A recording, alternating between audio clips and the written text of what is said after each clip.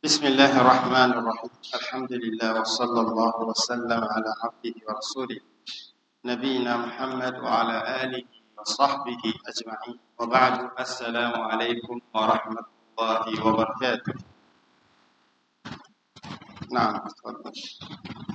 بسم الله الرحمن الرحيم وصلى الله وسلم على نبينا محمد وآله وصحبه أجمعين. يقول الشارح رحمه الله: ثم ذكر المصنف ما يجب على من أفطر يوما في رمضان، فقال: ومن أفطر فعليه القضاء فقط، إذا كان فطره بأكل أو شرب أو قيء عمدا أو حجامة أو إمناء بمباشرة، إلا من أفطر بجماع فإنه يقضي ويعتق رقبة، فإن لم يجد فيصوم شهرين متتابعين، فإن لم يستطع فإطعام 60 مسكينا. Louange à Allah, Seigneur des mondes, que la paix et le salut soient sur notre messager, notre prophète Muhammad, sur sa famille et ses compagnons.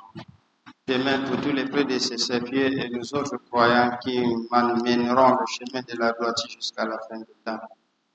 Par la volonté d'Allah subhanahu wa ta'ala, nous nous retrouvons pour une fois de plus dans cette mosquée pendant ces moments les plus bénis, le mois de Ramadan. Donc, nous étudions ensemble ces documents, Kitab al-Siyam, Min Manhaj al-Salikin, un ensemble de sentences concernant le jeûne du mois de Ramadan. Aujourd'hui, on continue et là où l'auteur nous dit ثم ذكر المصنف ما يجب على من أفطر يوما في رمضان. Après avoir évoqué les 7 catégories de personnes qui ont droit à rompre le jeûne parce qu'ils n'ont pas la possibilité de le jeûner, qui était une condition al-qadiru alayhi, celui qui a la possibilité. Alors on a énuméré 8 parmi ces différentes catégories. Les 8 qui sont le malade, il a l'autorisation de rompre le jeûne pendant le mois de Ramadan. Le voyageur qui a aussi cette possibilité de rompre le jeûne. Si les deux là, s'ils jeûnent, ils nuiront à leur santé, ils ont donc le droit de rompre. 3e et 4e, la femme en état de menstru ou la femme en état de lochi après accouchement. 5e et 6e, la femme enceinte ou la femme également qui est en train d'allaiter son bébé.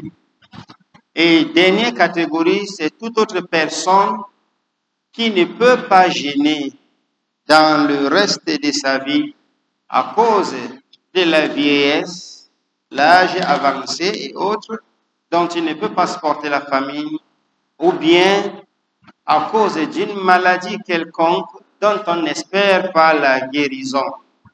Après avoir donc cité tous ces cas-là, il est revenu en disant, pour celui qui a cette autorisation de rompre le jeûne pendant le mois de Ramadan, qu'il sache qu'il doit rembourser cela après. وَمَنْ أَفْطَرَ فَعَلَيْهِ الْقَضَاءُ فَقَطْ. Donc, si une personne se retrouve parmi ceux qui sont en train de rompre le jeûne à cause de ce qui a été cité, la grande partie de ces 7 catégories, pas tout, par exemple un voyageur ou bien quelqu'un qui est malade, et il a rompu quelques jours, ou même peut-être tout le mois, فَعَلَيْهِ الْقَضَاءُ فَقَطْ. Il doit donc rembourser seulement. Il n'y a pas autre chose sur lui, il doit seulement les rembourser. إِذَا كَانَ فِطْرُهُ بِأَكْلٍ أَوْ شُرْبٍ أَوْ قَيْءٍ عَمْدًا أَوْ حِجَامًا. Donc il a cité des choses qui font rompre le jeûne directement. Parce qu'il a mangé, بِأَكْلٍ أَوْ شُرْبٍ, où il a bu, أَوْ قَيْءٍ عَمْدًا, ou bien lui-même il a provoqué les vomissements. Il peut vomir parce que c'est venu seul, ça l'a surpris, celui-là, ça ne rompt pas le jeûne.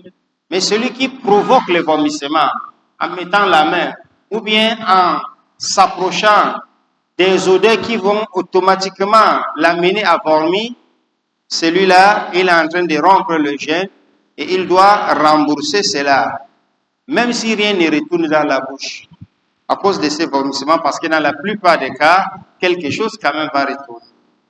Ou imna'in bi mubasharatin, ou bien toute autre personne qui est la cause d'éjaculation, parce il s'est laissé emporter bi mubasharatin, ou en regardant avec les yeux et mettre cela dans sa tête, cette jouissance-là, en regardant la femme et autres, ou les parties intimes de la femme, ou en touchant, ou avec du baiser avec la bouche, le bisou, ou bien en touchant avec la main, et cela l'emporte à jouir, à faire sortir le mani, imna'in. Celui-là aussi, son jeûne est gâté. Son jeûne est gâté, il a rempli son jeûne, et il doit rattraper cela les jours à venir. Illa man aftara bijima. Sauf celui-là qui a rempli le jeûne par la voie du rapport sexuel. En pleine journée de Ramadan, il a fait le rapport. Ou hijamatin. Également, parmi les cas qui font rompre le jeûne, également al-hijama. Lorsque, au niveau des hijama, nous avons deux personnes. Celui qui fait l'action et celui à qui c'est-à-dire tirer le sang. Lorsqu'on vient, on tire le sang sur toi, al-hijama, comme ce qui se passe dans le système antique, les cornes et autres. Aujourd'hui, c'est modernisé, on n'a pas besoin de cela, on met seulement l'appareil et ça souffle et ça attrape cet endroit-là. Le malade, on retire le sang sur lui. À cause de cela, ça peut causer la faiblesse. La charia lui a permis de rompre le jeûne parce qu'il va passer à cet acte-là et payer les jours à venir. Également, surtout avec l'ancien système, lui-même, le docteur, lui-même, le wanzam, qui s'en occupe et il vient, il prend la corde pour tirer, c'est peut-être que parfois ça peut passer. Si le cas est urgent, il a aussi l'autorisation de rompre le jeûne et rembourser les jours à venir. Sauf si c'est déjà dans le sang, c'est son métier du jour au lendemain, celui-là n'est pas concerné. Donc, ça fait partie des choses aussi qui font rompre le jeûne, lorsqu'on retire le sang sur toi. Et les savants ont généralisé cette partie-là. Ça ne concerne pas seulement ces cornes et autres, mais ça concerne aussi n'importe quel cas. Si quelqu'un est malade, on a besoin de prélever son sang. Si on a besoin d'une quantité et qui va l'affaiblir, il a l'autorisation de rompre le jeûne. Parce que le sang, quand ça sort, ça affaiblit le corps. Pour cette cause-là, il a donc l'autorisation de rompre le jeûne et rembourser les jours à venir. Mais quant à celui qui gâte son jeûne avec le rapport, فَإِنَّهُ يَقْضِي وَيُعْتِقُ رَقَبَةً فَإِنْ لَمْ يَجِدْ فَيَصُومُ شَهْرَيْنِ مُتَتَابِعَيْنِ فَإِنْ لَمْ يَسْتَطِعْ فَإِطْعَامُ 60 مسكينا. أي الكفارة المغلظة. Le cas du rapport en pleine journée de Ramadan est dangereux. Non seulement il va rembourser le jour, mais également il va passer à l'expiation, la kafara, qui consiste à suivre l'ordre. Premièrement, l'ordre de ces trois choses-là. Premièrement, affranchir un esclave s'il y en a. Il a l'esclave, il a franchi. Lui, il n'a pas l'esclave, mais il y a les esclaves, il achète et il affranchit. Dans le cas où c'est impossible, il doit jeûner 2 mois successivement. Shahrayni mutatabi'ain. Ça peut être 60 jours, ça peut être 59 jours, ça peut être 58 jours. 29 fois 2, 29 plus 30, ou 30 fois 2. Sans interrompre entre les jours. Ça, c'est l'expiation du péché qu'il a commis en plein Ramadan. En plein Ramadan, parce qu'il est passé à l'acte sexuel en plein Ramadan. Il doit donc expier cela après avoir remboursé. Ça veut dire qu'on doit d'abord rembourser la journée et ensuite comme aujourd'hui on n'a pas l'esclave, la deuxième étape, c'est jeûner 2 mois. Dans le cas où il ne peut pas, troisième étape, là, il va passer à nourrir 60 pauvres. 60 pauvres. Du coup, ou doucement, comme il le peut, mais c'est l'expiation du péché qu'il a commis en plein Ramadan. Et les savants disent que ça concerne la journée du jeûne pendant le mois du Ramadan. Par exemple, si quelqu'un est en train de rembourser le jeûne après Ramadan et qu'il commet le djima en pleine journée, lui, il n'a pas d'expiation, il n'a pas de kafara, il doit seulement rembourser. Ça montre l'état même du mois, que le mois du Ramadan est un mois sacré et celui qui transgresse, alors il a touché la sacralité de ces journées-là. Et c'est donc pourquoi il est appelé à faire l'expiation de ces péchés-là. Ici, on remarque qu'il y en a des catégories, des gens qui ont rompu le jeûne quand il s'agit de rembourser. D'autres vont rembourser, rien que le jeûne, la plupart, mais d'autres vont rembourser le jeûne et l'expiation de nourrir un pauvre par jour. Et le cas le plus grand et le plus dangereux, c'est celui des djima. Lorsqu'il y a rapport sexuel, en pleine journée de Ramadan, celui-là, il doit rembourser, il doit expier également avec cette kafara grandiose, cette kafara qui consiste à ou affranchir l'esclave, s'il n'y a pas moyen, jeûner 2 mois, s'il n'y a pas moyen, nourrir 60 pauvres. Naam. وفي هذه الجملة بيان مسألتين كبيرتين. Il dit, dans ces phrases citées-là, il y a l'explication de deux sentences très importantes. Naam.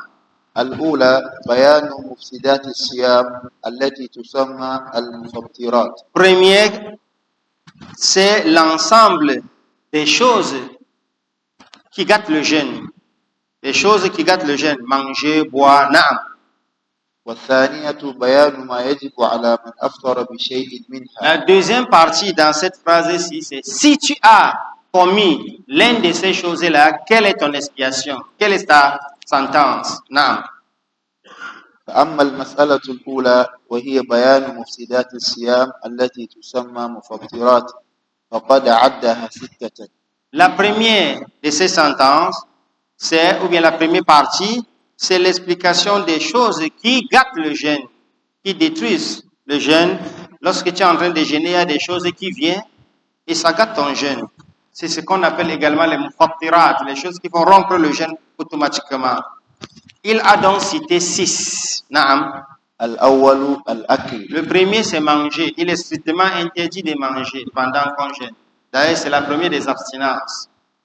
والثاني الشرب. Deuxièmement, boire. L'eau, jus, n'importe quoi. Naam.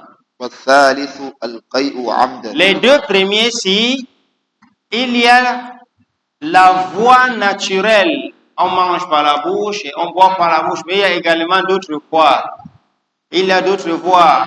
Par exemple, nourrir quelqu'un par les injections ou bien par les perfusions. Nourrir quelqu'un par cette voie-là. Ça prend le sens aussi de nourrir. Là aussi, ça fait rompre le jeûne. Naam. Ça également, tout ce qui s'aspire, la cigarette, parce que quelqu'un ne pourra pas nous dire, moi, je n'ai pas mangé. Je n'ai pas bu. Ça entre dedans. Que ce soit par le nez aussi qu'on aspire, c'est la même chose. Ça devient automatiquement manger ou boire. Naam. Troisièmement, والثالث القيء عمدا. al-qay'u amdan, vomir sciemment. C'est-à-dire, c'est toi qui provoques. Naam. وهو إخراج ما في الجوف. C'est le fait de faire sortir ce qui est dans le ventre. إما بإدخال أصبعه. Il dit soit par le fait de mettre la main dans la bouche et tu vomis. أو شم ما يحدث معه ذلك. Ou bien aller plus proche ou là où tu dois sentir une odeur qui va t'amener à vomir. c'est dans le même sens. Ou n'importe quoi de ces genres. والرابع الحجامة. Et quatrièmement, il dit al-hijama. Al-hijama, وهي إخراج الدم على صفة معلومة. c'est le fait de faire sortir le sang du corps par une voie très bien connue. Par quoi? Ventouse. La ventouse. Le fait de faire sortir, c'est différent de blesser. Avec l'arme, blesser quelqu'un, le sang coule, c'est différent. Ça ne fait pas rompre le jeûne. Sauf si le sang coule beaucoup et il est faible. Ça devient autre chose. Donc, la ventouse, al-hijama, c'est le fait de faire sortir par la voie ancienne en utilisant les cornes et autres, ou bien par la voie moderne, tout ce qui est appelé ventouse. Naam. والخامس الإبناء بالمباشرة. Cinquièmement, il a évoqué le fait d'éjaculer le sperme, faire sortir le sperme bil mubashara. Al mubashara, c'est-à-dire tout ce qui est jouissance avec les mains, les yeux, la bouche, ainsi de suite, à l'exception de l'action directe qui est le rapport. Naam. أي إخراج المني بالإفضاء بالبشرة إلى امرأة. Naam, c'est-à-dire le fait de faire sortir le sperme par cette jouissance parce que l'homme s'est intéressé sur la femme. Naam. وذكره من جنس ذكر الأعلى إذ حقيقة هذا المفسد إنزال المني ويكون بالمباشرة أو بالاستمناء بيد أو بغير ذلك. Le fait d'évoquer cette jouissance la fait sortir le sperme, il dit en réalité lorsqu'on parle de faire sortir le sperme rien que avec la femme et autres, il dit parce que c'est ça qui est bien connu, parce que c'est ça qui est la réalité. Mais même si la personne utilise autre voie pour faire sortir cela, ça compte. Ça compte. Par exemple, jouer avec son sexe jusqu'à ce qu'on éjacule, ça entre dans le même sens.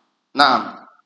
والثالث الجماع وهو الوضع في الفرج. Et le sixième, c'est le rapport sexuel, c'est-à-dire le contact entre les deux sexes. Le contact direct entre le sexe mâle et le sexe femelle. L'homme et la femme, lorsqu'il y a rapport, voilà les 6 choses qu'il a évoquées parmi les choses qui font rompre le jeûne ou bien qui gâtent le jeûne. Naam.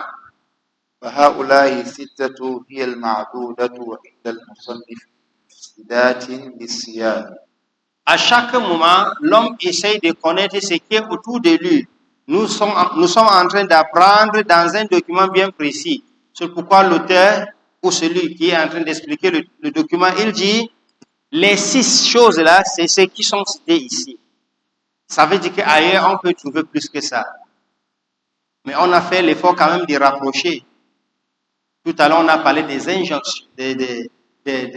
injections et aussi les perfusions, ça entre dedans, tout ça.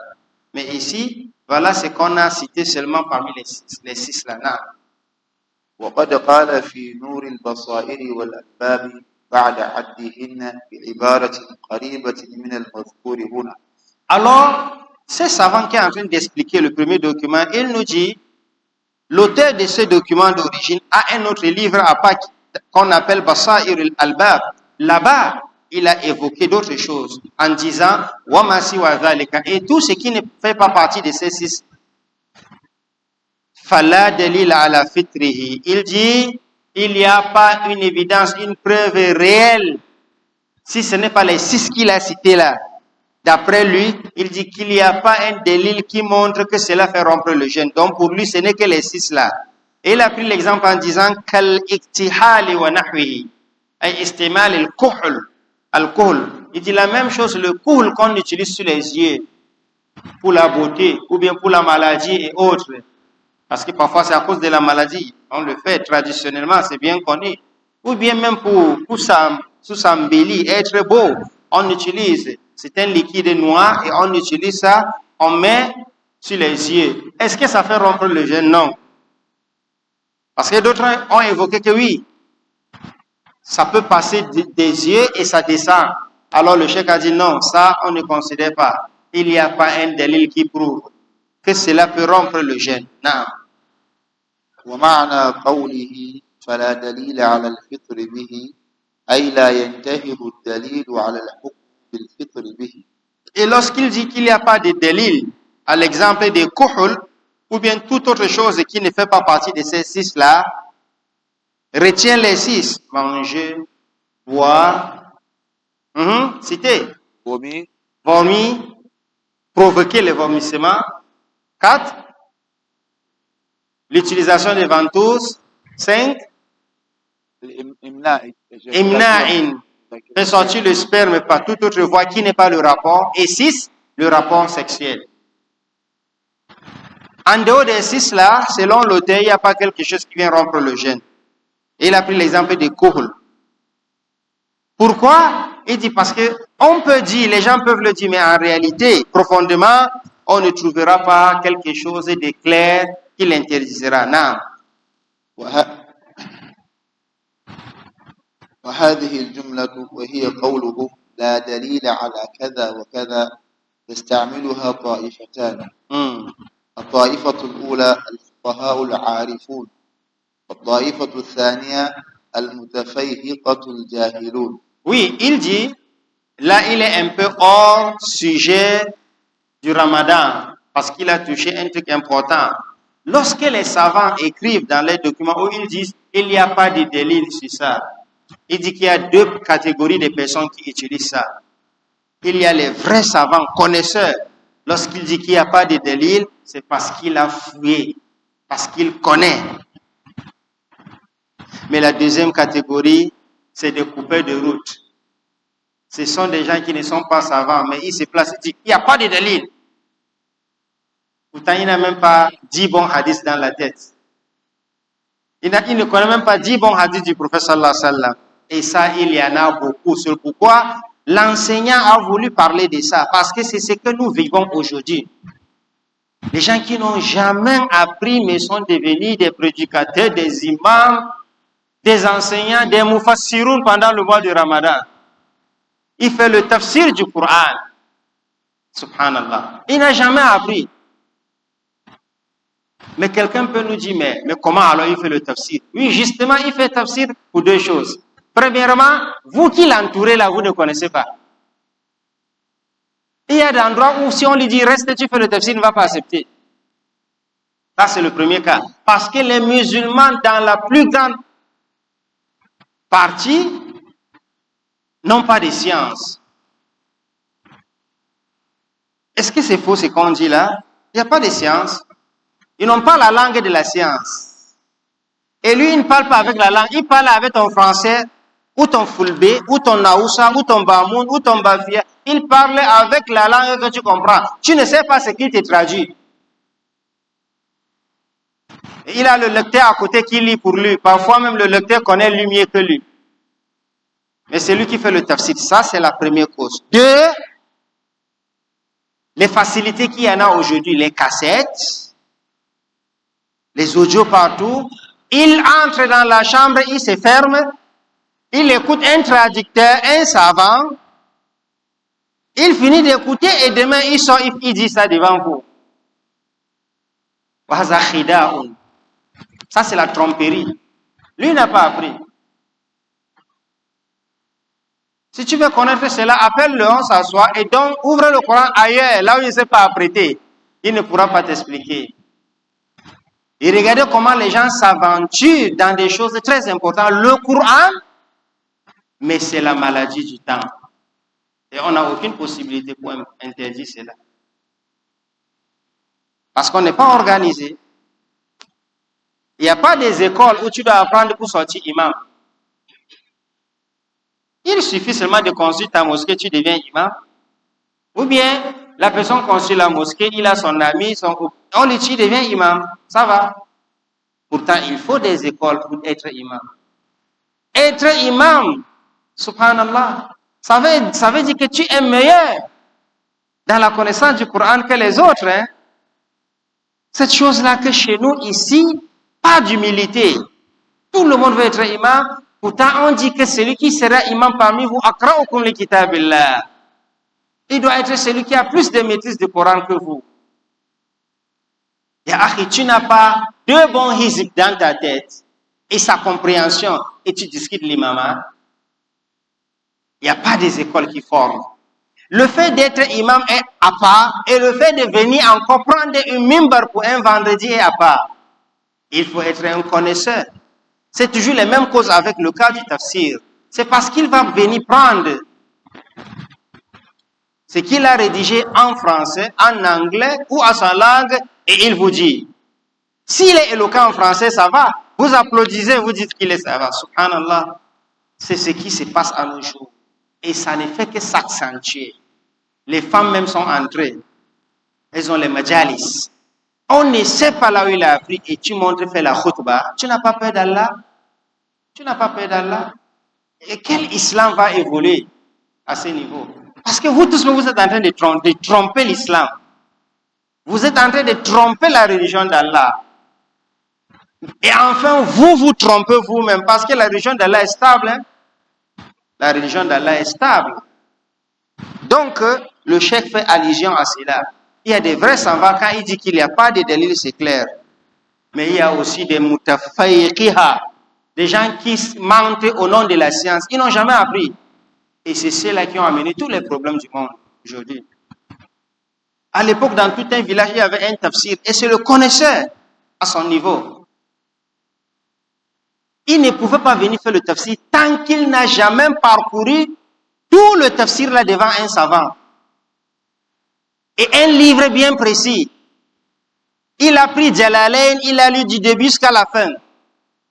Avant de passer. Il faut même l'ordre. Hein? Il faut qu'on lui donne la permission de le faire.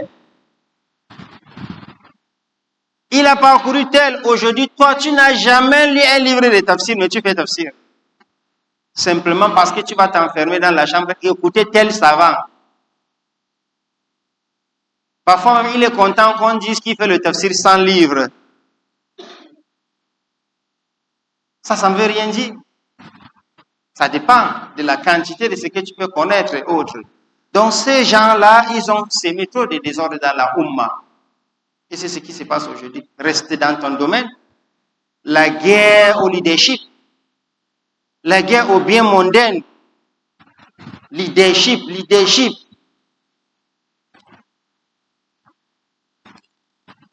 Donc il nous attire, il attire notre attention ici et il veut réexpliquer encore. فَأَمَّا الطَّائِفَةُ الْأُولَى فأما الطائفة الأولى فإنهم يعنون بقولهم لا دليل عليه أي لا تنتهض الأدلة المذكورة على القول به وهم لا ينفون وجود الدليل وإنما ينفون دلالته على ذلك أو سلامته من المعارض. Le premier groupe, c'est les savants. Lorsqu'ils disent qu'il n'y a pas de délit sur ça, d'abord, c'est parce qu'ils ont la maîtrise de cette charia-là. Ils connaissent. Et de deux, ça ne veut pas dire qu'on ne peut pas trouver un délit. On peut trouver un délit, mais sauf que le délit ne répond pas au contexte réel. Parce que le délit, chez les savants de Usul al-Fiqh, lorsque on te dit pourquoi tu fais ça, tu dis parce que Allah a dit, ou le prophète a dit, c'est pas ça qui est l'évidence. C'est pas ça qui est la preuve. La preuve, c'est le dalala. La preuve, c'est venir appuyer sur ce qu'on est en train de vouloir prouver. Parce que tu peux amener le délit, pourtant ce n'est pas ce qu'on veut dire dans le contexte. C'est pourquoi il y a le délit et il y a istimal le délit, l'utilisation du délit. L'utilisation. J'ai beaucoup pris l'exemple. On a parlé sur ça. Fatigué. Par exemple, à nos jours-ci, vous allez voir les gens qui font le jam, mélanger des prières entre Maghrib, Isha. Les délits, c'est quoi? Ils vont te dire, le prophète était à Médine, il a réuni entre Zuhr et Asr, Maghrib et Isha. Oui, il a amené un délit, ça va. Mais est-ce que ce délit-là, lorsqu'on lui met sur ce que tu es en train de faire là, c'est le délit? Pour quelle cause? Qu'est-ce que les savants ont dit de ça? C'est un peu ça. Donc tu verras beaucoup de jeunes nouveaux dans la science, ils n'ont même pas encore mis le pied dedans, Et lorsqu'il y a n'importe quel masala, il dit, il n'y a pas de délil ici, le délil batil, le délil ici est mauvais, c'est pas accepté. Le cheikh est en train de parler d'eux. Il dit, le premier groupe, c'est des savants. Il peut avoir un délil, mais le délil n'est pas réel. Ça ne justifie pas. On a besoin du délil et on a besoin de le justifier. Le démontrer, c'est deux choses différentes. Et quant au deuxième groupe, وأما الطائفة الثانية وهم كثير من المتأخرين فإنهم يزعمون عدم وجود الدليل أصلا.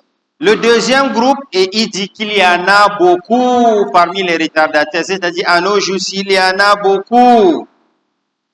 Ceux-là prétendent rejeter et dire qu'il n'existe pas complètement le délil, même à l'origine. Et pourtant, c'est faux. Donc le cheikh, revenons dans notre contexte des jeunes. Il est en train de dire, nous, on a cité les 6 là. C'est vrai que d'autres ont cité autre chose et ils ont amené des délits. Mais nous, on pense que les délits qu'ils amènent là ne justifient pas réellement ce qu'on veut dire. On n'est pas en même temps en train de rejeter les efforts de l'autre côté parce que la science est vague, très vaste. Donc, ils peuvent avoir les raisons à eux, mais nous, on pense que ça ne justifie pas réellement. À l'exemple du kuhul, d'autres disent que ça peut passer, le liquide peut passer, et il y a rarement de liquide. C'est le poudre, mais seulement peut-être ça peut se mélanger avec les larmes et autres, et ça peut passer à l'intérieur et passer à la gorge. Takalouf. À ce niveau, vous voyez qu'il faut beaucoup insister pour prouver.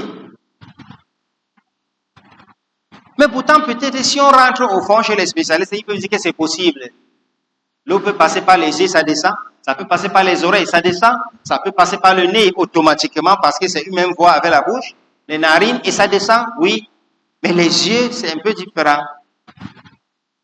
Donc, ce deuxième groupe, ceux-là n'ont pas une grande connaissance, mais ils se permettent d'interdire tout et de rejeter tout. وهؤلاء بعيدون عن حقيقة الفقه المقرر في مذهب ما. Il dit, la catégorie de ces gens-là, ils sont très loin de la jurisprudence islamique. Et ils n'ont pas pris la voie conçue pour apprendre le fiqh. Dans n'importe quel mazhab même. Le cheikh qui parle, c'est un Saoudien. Donc il est en train d'évoquer un problème en Arabie Saoudite. Combien de fois chez nous ici? Combien de fois chez nous ici? Il y a des gens, ils ne pouvaient pas en aucun cas parler de la religion. Mais aujourd'hui, les réseaux sociaux l'ont donné la force de parler comme il veut. Il se ferme dans sa chambre et il parle, et il envoie. Et il y a beaucoup qui vont l'applaudir. Nous ne sommes pas en train de dire que personne ne doit parler sauf nous. Nous-mêmes, on est qui? On ne dit pas ça. Mais nous disons que si tu veux parler dans la religion, tu dois prendre la voie d'apprentissage.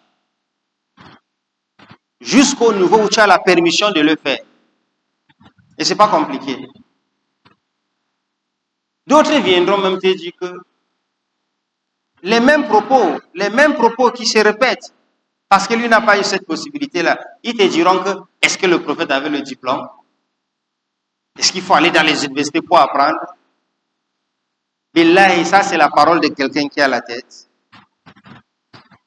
Toi, tu penses que le prophète n'avait pas de diplôme? Moi, ce n'est pas le cas. Il y a un diplôme qui dépasse le diplôme de Djibril. Qu'est-ce que tu appelles diplôme?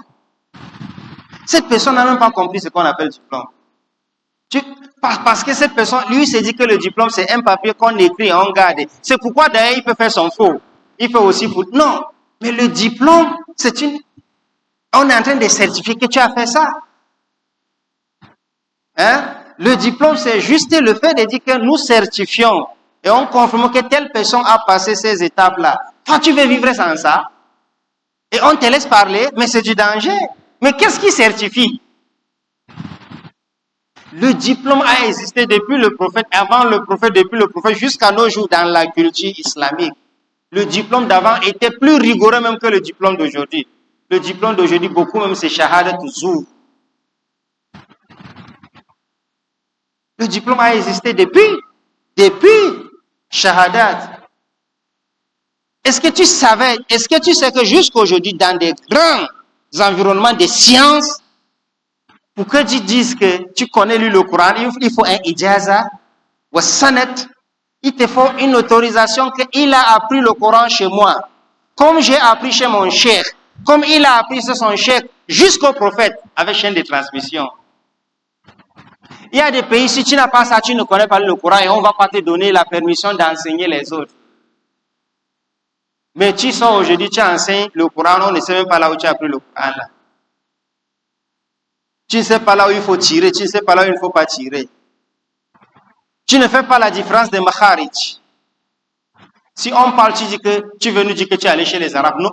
Il y a le Coran qui n'est pas en arabe. Il y a le Coran qui est en patois, à ton patois. Il n'y a pas un Coran qui est Wallallalina. Il n'y a pas. C'est Walladhalin.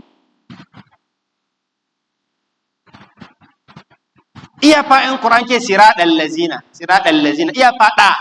Le prophète n'a pas lu da. Le Coran c'est en arabe. Mais aujourd'hui, les gens vont se vanter, vont dire que c'est traditionnellement. Il est fier de lire selon sa... Quelle tradition, quelle coutume, Tout ça, c'est l'orgueil. Et ça a créé ce que ça a créé.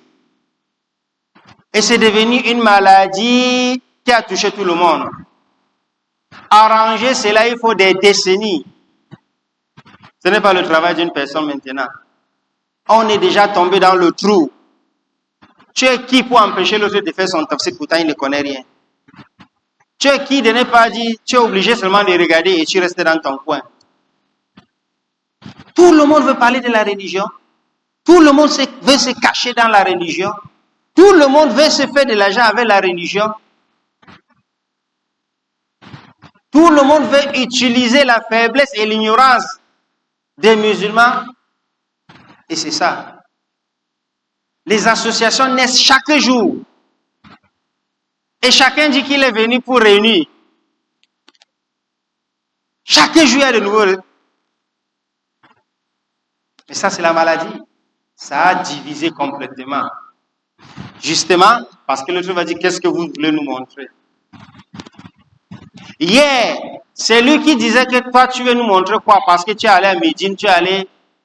Mais quand il a la possibilité de trouver un programme de 3 mois pour un séminaire, il voyage à Kahira, il revient, il passe maintenant son temps à porter l'habit de Cheikh al-Azhar.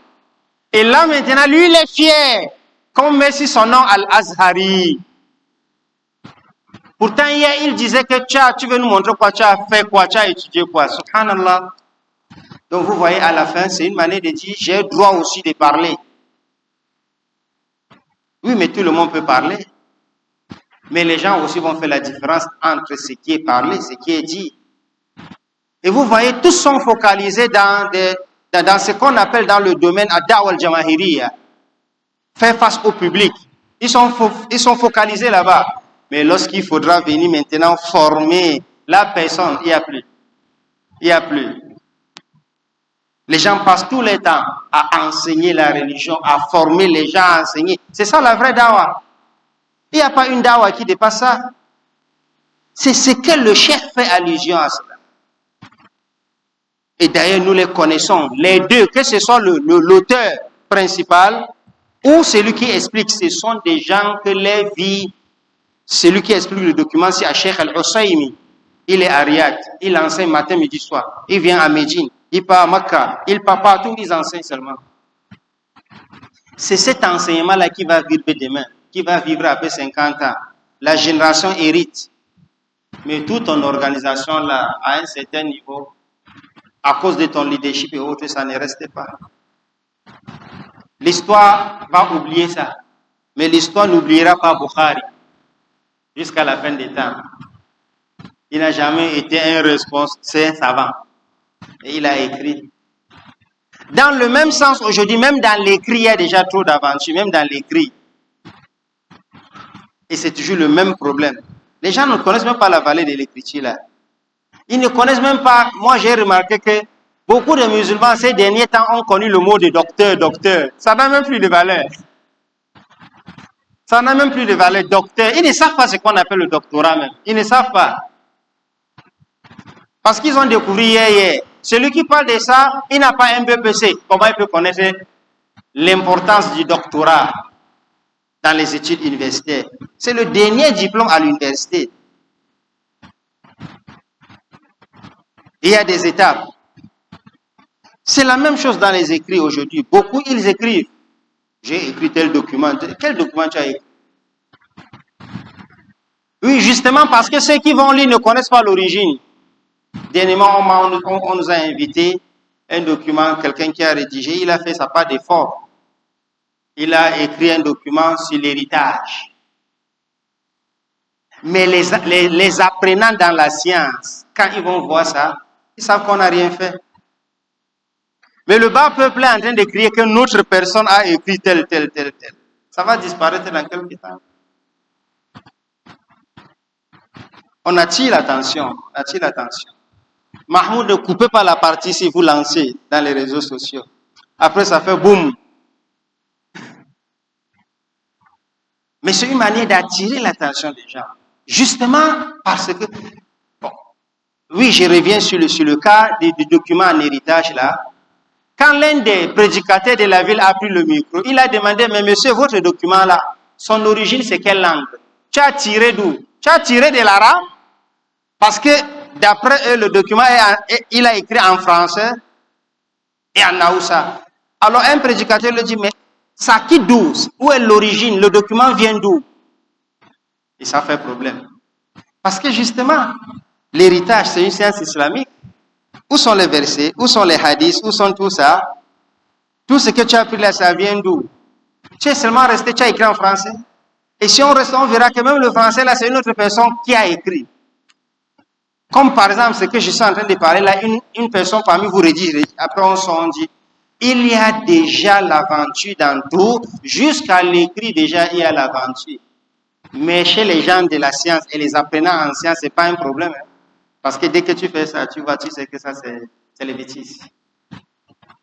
Qu'Allah nous en préserve. Alors, le Shari, il a voulu parler de ça. Continuons pour arrêter. Au niveau de فإذا وجدت فقيها كالمصنف لأن صنعة الفقه المشتهرة في مذهب من المذاهب المرفوعة لا يمكن المجازفة بإطلاق القول لأنه لا يوجد دليل على شيء ذكر فيها فهؤلاء الفقهاء يبنون علمهم على أدلة معتد بها عندهم مع اختلاف المذاهب من أدلة تدعي عند هؤلاء أو عند هؤلاء. La situation qu'il est en train d'évoquer ici est très importante. Quand il y avait les savants seulement qui parlaient, il n'y avait pas de problème. La naissance des mazhab ne faisait pas problème. Tel mazhab pouvait prendre ça comme référence, ça comme évidence, et l'autre mazhab rejette cela. Mais il n'y avait aucun problème. Le problème naît quand les gens qui n'ont pas de science viennent et ça crée des problèmes. J'ai eu à vivre des cas comme ça plusieurs fois. Une fois, j'ai visité une tante. Arrivée à la maison, elle révisait les cours qu'elle a pris à l'école islamique. Les écoles qu'on ouvre partout, tout le monde crée l'école. Il va enseigner. Elle révisait. Quand je suis arrivé, j'ai trouvé qu'elle pleurait. C'est la grand-sœur à ma maman. Elle pleurait. Quel était son problème? Elle dit que sa marabout, la femme qui l'enseigne, a dit qu'elle ne connaît pas faire la tahiyyatu lillah et que tout ce qu'il faisait était faux. Sa prière n'était pas acceptée. Une maman qui avait plus de 60 ans. J'ai dit, mais quelle est la tahiyya que tu connais depuis avant? Elle dit, elle connaît at-tahiyyatu lillah, az-zakiyatu lillah, at-tayyibatu salawatu lillah, assalamu alayka, ayyuhan nabiy, jusqu'à la fin, c'est que vous connaissez. Mais au Makaranta, une nouvelle enseignante l'a dit que ça là c'est bid'a et que c'est faux et qu'elle ne connaissait pas faire tahiyya, sa prière et tout. Mais qu'est-ce qu'on l'a enseigné? Elle était troublée. Qu'est-ce qu'on l'a enseigné? On a enseigné At-Tahiyatu lillah, wa salawatu wa tayyibat. Elle était troublée complètement. Voilà, elle pleurait. C'est ce que le cheikh est en train de dire. C'est coupé de route là. La nouvelle Malam n'a jamais bien appris même le fiqh ou un petit même livre devant les connaisseurs. Ça veut dire que celle qui dit à la maman là ne connaît même pas Qawaïd al-Salah ou Ahlari. Tout simplement parce que tout cet environnement, ces pays, ils étaient basés dans ce qu'on appelle le fiqh de l'imam Malik. Et celle-ci, elle est allée écouter ou les prêches, ou les petits désordonnés comme elle, qui sont en train de devenir un petit fiqh qui ne maîtrise pas, le fiqh des Hanabila. Par exemple, le document, si c'est le fiqh Hanbali. Mais quand j'enseigne, il y a des endroits qu'on va arriver, on va dire non. C'est comme ça, c'est comme ça. Parce que chez nous, c'est une habitude, c'est comme ça. Il y a le délit chez l'autre, il y a le délit chez l'autre, et c'est ce qu'on nous enseigne ici. Mais l'autre, elle met en cause tout ce que la maman connaissait. Tout simplement parce que le prophète sallallahu alayhi wa sallam, c'est lui qui a enseigné tous les sahaba. Au niveau de la tashahhud, at-tahiyatu lillah, il y a eu la version de Omar ibn al-Khattab. Imam Malik étant de Médine s'est accroché sur ça et c'est ça qu'on a propagé. Et c'est ce qu'on connaît, at-tahiyatu lillah, az-zakiyatu lillah. C'est la version de qui? Omar ibn al-Khattab. Et l'autre version que l'autre amène, c'est ce que les Hanabila ont plus répandu parce qu'ils étaient concentrés du côté de Bagdad et autres. Et Abdullah ibn Mas'ud, lui, vivait là-bas. C'est la tashahhud de Abdullah ibn Mas'ud. Tu viens dire que pour le deuxième calife, c'est pas bon. Et c'est pour Abdullah ibn Mas'ud qui est le vrai. Tu as pris ta part de connaissance là, est-ce que vous comprenez? Donc, c'est que Omar a enseigné dans les mimbars aux gens, tu dis que parce que tu ne connais rien de ce que tu fais. Et ça, on vit ça beaucoup à nos jours. Beaucoup. Les gens s'accrochent sur des choses qui ne sont pas une base parce que pour lui, il veut se faire connaître là-bas. Les Arabes disent Khalif Touraf. Contredit pour être connu. Qu'Allah nous en préserve. La seule voie, c'est de chercher la connaissance. Et chercher la connaissance ne veut pas dire venir rester écouter comme beaucoup font là, écouter. Non, chercher la connaissance, c'est suivre la science, le réviser, lui chercher, partir à l'origine. Et ça a besoin du temps. أخي لن تنال العلم إلا بست سأنبيك عن تفصيلها ببيان ذكاء وحرص واجتهاد وبلغة وصحبة أستاذ وطول زمان. Pour avoir la science, il faut prendre du temps.